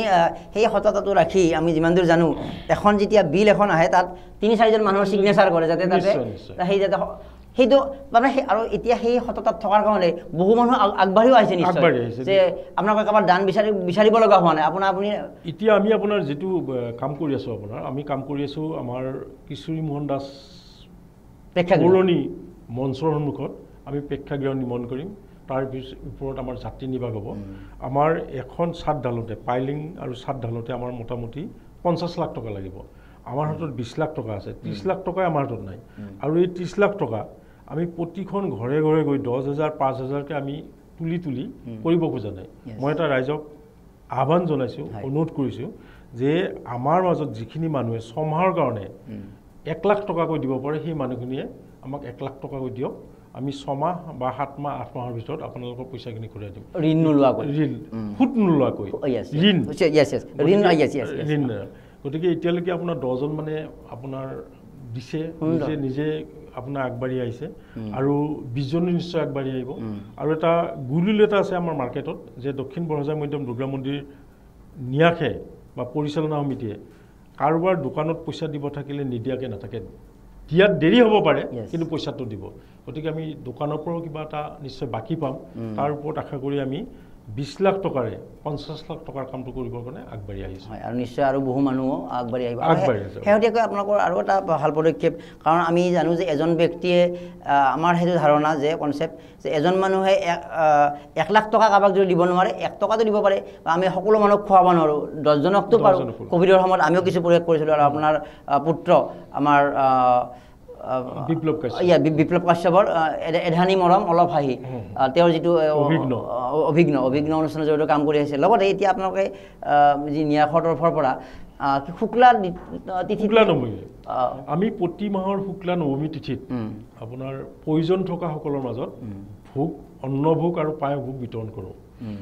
পাৰিজাত একাডেমীৰ কথা আপোনালোকে শুনিছে, উত্তম ট্ৰেইনৰ পাৰিজাত একাডেমী গড়চুকত যিটো আছে, মইনা খুৰুঙত এখন আছে, গড়চুকত এখন আছে। তাৰপিছত আপোনাৰ গড়ভাঙাত যিখন আছে, গড়ভাঙাৰ ল'ৰা ছোৱালীখিনি একদম একেবাৰে মানে হেৰি পৰিয়ালৰ পৰা অহা, তাহাঁতক কিবা বাটৰ পৰা উঠাই অনা, কোনোবা গাঁৱৰ ক'ৰবাৰ গলিৰ পৰা উঠাই অনা, তেনেকুৱা ল'ৰা ছোৱালী আছে। তেনেকুৱা বিদ্যালয়ত আমি শুক্লা নৱমী 100-150মান মানুহৰ কাৰণে লৈ যাওঁ। আমি যোৱা শুক্লা নৱমীত আশা নিৰোধ দিছোঁ, কেতিয়া আমি বৃদ্ধাশ্ৰমত দিওঁ আৰু কেতিয়াবা আমি দুৰ্গা মন্দিৰতেই বাটৰুৱা ৰিক্সাৱালা সকলোৱে যাতে খাব পাৰে তেওঁলোকৰ কাৰণে ব্যৱস্থাটো কৰোঁ প্ৰথমতে আমি মাহেকত এদিন কৰিছোঁ শুক্লা নৱমীত লাহে লাহে আমি মাহেকত সপ্তাহত এদিনকৈ 4 বাৰ কৰিম আৰু যদি পাৰোঁ অন্ততঃ 50 জন মানুহক ডেইলি খুৱাবৰ কাৰণে আমি এটা প্ৰচেষ্টা হাতত লওঁ নিশ্চিতভাৱে বিভিন্ন অনুষ্ঠানৰ সেই যে পূজা বা বিহু পতাটোৱে এটা বা সদায় সন্ধিয়া বহি বিস্কুট চাহ খাই সময় পাৰ কৰাটো দায়িত্ব নহয় সেই কথাটো আদৰ্শ হিচাপে আপোনালোকে দেখুৱাইছে তো আপোনালোকে দেখুওৱা বাৰ্তাটো নিশ্চয় আৰু বিয়পি যাব তেনেকৈ আগবাঢ়ি যাব এতিয়া যদি আপোনালোকৰ কোনোবা এটা মেম্বাৰশ্বিপ অকল সেই অঞ্চলৰ মানুহখিনিয়ে নে কেতিয়াবা মেম্বাৰশ্বিপ বাহিৰৰ মানুহ হ'ব পৰা কিবা নে অকল নাই এনেই আপোনাৰ ন্যাস যিখন এতিয়া গঠন হ'ল ন্যাসতো আপোনাৰ পাৰ্মানেণ্ট মেম্বাৰ থাকিব সেইটো মেম্বাৰবিলাক থাকিব কিন্তু শুভাকাংক্ষী আমাৰ যিকোনো আহিব পাৰে দান বৰঙণি দিয়াত কোনো আপত্তি নাথাকে আৰু শেহতীয়া এটা বাৰ্তাৰে আমি সামৰিম আপুনি একেগৰাকী যিহেতু ব্যক্তি এগৰাকী লেখক সমাজকৰ্মী ব্যৱসায়িকভাৱে আছে গতিকে কৰোণাধাৰা হোমেন বৰগোহাঁই ছাৰৰ যিটো সৃষ্ট আৰু বহুত কালি এটা হিচাপ দেখিলোঁ যে প্ৰায় 4.5 কোটি টকা এতিয়ালৈকে আপোনালোকৰ তৰফৰ পৰা দিয়া হৈছে 4 কোটি 51 লাখ ইয়েছ বেছি 4.5 কোটিতকৈ আৰু আপুনি তাতো মহানগৰ সমিতিত জড়িত হৈ আছে আৰু এইবাৰৰ বিহুত আপোনালোকে দক্ষিণ বৰহজা মৈদাম দুৰ্গা মন্দিৰে 50,000 টকা আমি ইয়েছ শিল্পীসকলক বা তেনেকুৱা মাটি হোৱা হাই উৰুমি তেনেকুৱা কৰাৰ পৰিৱৰ্তে যে মানৱতাৰ হকে আজি এইবাৰৰ যিটো আপোনালোকৰ দান বৰঙণি আগবঢ়ালে গতিকে এই কথাটোত সকলোৰে সমৰ্থনত সুন্দৰ এটা কাম হৈ গৈছে আপোনালোকৰ কৰোণাধাৰা এটা হৃদয়ৰ আন্দোলন এতিয়া কৰোণাধাৰা প্ৰতিজন মানুহৰ হৃদয়ত সোমাইছে ঘৰে ঘৰে সোমাইছে মই কৰোণাধাৰাৰ একে শেষৰজন কৰ্মী ক'ব গ'লে আপোনাৰ তাতে ট্ৰাষ্টি আছে সেই ট্ৰাষ্টিবিলাকক মই লগেই নাপাওঁ বা ঢুকিয়ে পোৱা নাই মই মহানগৰ সমিতিৰ এজন সাধাৰণ সদস্য হিচাপে কাম কৰি আছোঁ আৰু আমাক অসম চৰকাৰে চপাইডাঙত 2 বিঘা মাটি দিছে বিকলাংগসকলৰ আশ্ৰয়গৃহৰ বাবে তাতে বহুত ভাল ভাল আঁচনি লৈ কাম কৰিব ওলাইছে নিৰ্মাণ সমিতিত আমি 4জন মানুহ আছোঁ তাৰ মুকু ৰাখিছে আমাৰ ইতিমধ্যে ফেন্সিঙৰ মাটিখিনিত ফেন্সিং প্ৰায় আৰম্ভ হৈছে কাম আৰম্ভ হৈছে গতিকে কৰোণাধাৰাৰ এজন কৰ্মী হিচাপে মই মাজে মাজে সময় দিব পাৰি বা দুৰ্গা মন্দিৰৰ দৰে অনুষ্ঠান এটাৰ পৰা তাতে কিছু বৰঙণি দিব পাৰি আমি আনন্দিত হৈছোঁ আৰু প্ৰতিজন আমাৰ মন্দিৰৰ সতীৰ্থই কৰোণাধাৰাক অতি শ্ৰদ্ধা আৰু ভক্তিৰ দৃষ্টিৰে চাই আৰু আগবঢ়াই নিব চেষ্টা কৰে হয় নিশ্চয় আমি সামৰণি মাৰিলোঁ আৰু কিতাপৰ কথাৰে আৰম্ভ কৰি কিতাপৰ কথাৰে সামৰণি মাৰিম এই কিতাপখন লিখি এতিয়া যদি কেতিয়াবা পঢ়িছে বা যদি বা চাইছে যে কিবা এটা আক্ষেপ থাকি গ'ল নেকি যে এইখিনি কথা ক'ৰবাত থাকি গ'ল বা পিছত হৈছে নহয় এইখিনি ভাষাটো আৰু বেলেগ হ'ব লাগিছিল কেতিয়াবা তেনেকুৱা অলপ হৈছে নেকি আৰু মই লিখিছোঁ আপোনাৰ কিতাপখনত বহুতৰ নাম লিখিব লাগিছিল বহুত ঘটনা লিখিব লাগিছিল সেইবিলাকৰ ঘটনা লিখিব নোৱাৰিলোঁ মোৰ এজন মানে ভাতৃপ্ৰতিম দণ্ডী কুমাৰ বড়ো বুলি তেতিয়া দিনত বড়ো ল'ৰাই অসম আন্দোলনত সহযোগ কৰাটো এটা মানে দুষ্প্ৰাপ্য আছিলে অসম আন্দোলনত তেওঁলোকক আমি বিশ্বাসত লোৱা নাছিলে গতিকে দণ্ডী কুমাৰ বড়ো ক্লাছ 7ৰ পৰাই আমাৰ লগত একেলগে ঘূৰি ফুৰিছিলে তাক মাটিত পুতিছিলে মাটিত পুতি আপোনাৰ বহুদিন তাক ঘৰত আহিব দিয়া নাছিল পিছত কিবা কৰি সি সেই চক্ৰটোৰ পৰা ওলাই আহিছিলে আৰু তাক বিচাৰি আমি চাৰিওফালে হাপাধুৰি খাই ফুৰিছিলোঁ অবিভক্ত দৰং জিলাত গতিকে সেই দণ্ডীৰ নিচিনা বহুত ঘটনা আছে দণ্ডীৰ ঘটনাখিনি লিখিছোঁ কিন্তু আৰু লিখিব লাগিছিলে দণ্ডীৰ নিচিনা ঘটনা আৰু বহুত আছে বহুতে আপোনাৰ কষ্ট পাইছিলে দুলাল শৰ্মাৰ পৰিয়ালটোক কিতাপখনৰ জৰিয়তে মই অসমৰ ৰাইজৰ ওচৰত চিনাকি কৰি দিছোঁ যিগৰাকী ব্যক্তিয়ে তেল নিদিওঁ লিখা সেইগৰাকী ব্যক্তি চানমাৰী ৰাজপথত হয় গতিকে তাহাঁতৰ পৰিয়ালটোক এতিয়াও চৰকাৰৰ ওচৰত লৈ যাব পৰা নাই এইবিলাক চেষ্টা কৰি আছে আমি দেখি আছোঁ হয় নিশ্চিতভাৱে গতিকে ইয়াৰ পৰৱৰ্তী সময়ছোৱাত বিভিন্ন ধৰণৰ গল্পৰ জৰিয়তে বা আৰু বিভিন্ন কাহিনীৰ জৰিয়তে সেই কথাবিলাক আগবাঢ়িব গতিকে যিয়ে নহওক অসম আন্দোলনৰ ফলাফল যিয়ে নহওক কিন্তু অসম আন্দোলনৰ বহু কথা আৰু বহু যি কনচিকুৱেঞ্চ কি হ'ল কি নহ'ল কি আমি কৰা উচিত আছিল আজি সাক্ষাৎকাৰত বহু কথা ক'লে কিতাপখনে এই কথাটো উপলব্ধি কৰাব আৰু ইয়াৰ পৰৱৰ্তী সংস্কৰণো শীঘ্ৰে প্ৰকাশ পাব নিশ্চিতভাৱে আপোনালোকে পঢ়িব লগা বুজিব লগা আৰু এগৰাকী স্বাভিমানী অসমীয়াৰ কথা ইয়াতে আপোনালোকে লাভ কৰিব কোনোবাই কেতিয়াবা কাৰোবাক শিল বেপাৰী বুলি এটা কোৱাৰ পিছৰ পৰা তেওঁৰ যিটো এটা মনত এটা স্বাভিমান যদিও কাৰোবাক চেলেঞ্জ কৰি লিখা নাই কিন্তু এটা আৰম্ভণি যে মই কি হয় আচলতে বা আমি সততাত যে আছোঁ এই কথাটো যে এটা স্বাভিমানতা থাকে এই কথাটো এখন কিতাপৰ জৰিয়তে তো সুন্দৰ কথা যে তেওঁলোকৰ লগত বাকযুদ্ধত অৱতীৰ্ণ নহ'ল বা তেওঁলোকৰ লগত তৰ্কযুদ্ধত অৱতীৰ্ণ নহ'ল যে তোমালোকে মোক কিয় এনেকুৱা কৈছা বহুতে এনেকুৱা কৰিলেহেঁতেন কিবা কেছ দিলেহেঁতেন বিচাৰ পাতিলেহেঁতেন কিন্তু তেওঁ এখন সৃষ্টি কৰিলে আৰু এয়া হ'ল হীৰেণ চহৰীয়া আপোনাক ধন্যবাদ জ্ঞাপন কৰিছোঁ আৰু এতিয়াৰ পৰা আৰু অধিক আপোনাৰ এই লেখক জীৱন আৰু অধিক সমৃদ্ধ হ'ব তাকে কামনা কৰিছোঁ আৰু সামাজিকভাৱে যথেষ্ট জড়িত হৈ আছে আৰু আমাৰ এই গ্ৰন্থ ৰমন্থন বিশেষ সাক্ষাৎকাৰৰ পৰা মই মৰম কুমাৰে বিদায় লৈছোঁ নমস্কাৰ নমস্কাৰ